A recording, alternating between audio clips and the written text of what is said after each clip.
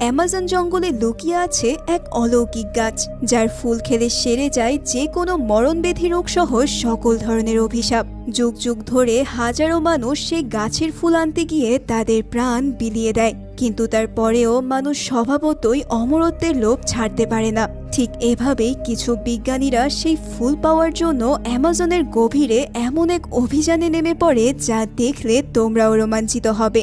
আজকের এই মুভিটা এতটাই ইন্টারেস্টিং যে তুমি চাইলেও শেষটা না দেখে বের হতে পারবে না। বলছিলাম 2021 সালে মুক্তি পাওয়া আমার বেশ পছন্দের একটি মুভি জঙ্গল ক্রুজের কথা। তো আমি আজকে সামি আছি তোমাদের সাথে। তাহলে আর কোনো কথা না বাড়াই, সরাসরি এক্সপ্লেনেশনে যাওয়া যাক। মুভির শুরুতেই আমরা দেখতে পাই প্রায় 500 বছর আগে একদল স্প্যানিশ অভিযাত্রী অ্যামাজনের গহীনে সন্ধান করছে সেই বিশেষ গাছের। এই দলের প্রধান হলো জন অ্যাগিরে। আসলে অ্যাগিরে মৃত্যুশয্যায় থাকা তার একমাত্র কন্যার জীবন বাঁচাতেই এই গাছের সন্ধানে এসেছে, কিন্তু যত দিন যাচ্ছে তাদের উপর নেমে আসছে নানান বিপদ।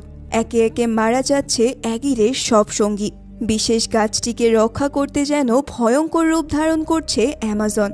প্রকৃতির এই নির্মম এবং ভয়ঙ্কর রূপ দেখে বাঁচার আশা যখন তারা প্রায় ছেড়েই দিয়েছিল, তখনই পোকামিজুনা নামের স্থানীয় এক আদিবাসী দল তাদের খুঁজে পায়। তাদের এই মুমূর্ষু দুরবস্থা দেখে আদিবাসীদের মায়া হয়, তাই তারা তাদেরকে উদ্ধার করে নিয়ে যায় নিজেদের গ্রামে। সেখানে আদিবাসীদের সর্দার তাদের একটি ফুলের রস খাইয়ে সুস্থ করে তোলে। আর হ্যাঁ, এটাই হলো সেই বিশেষ গাছ, টিয়ার্স অফ দ্য মুনের ফুলের রস। এভাবেই কিছুদিন কেটে যায়। সুস্থ হয়েই অ্যাগিরে বুঝতে পারে যে একমাত্র এই আদিবাসীরাই জানে সেই বিশেষ গাছটির সন্ধান।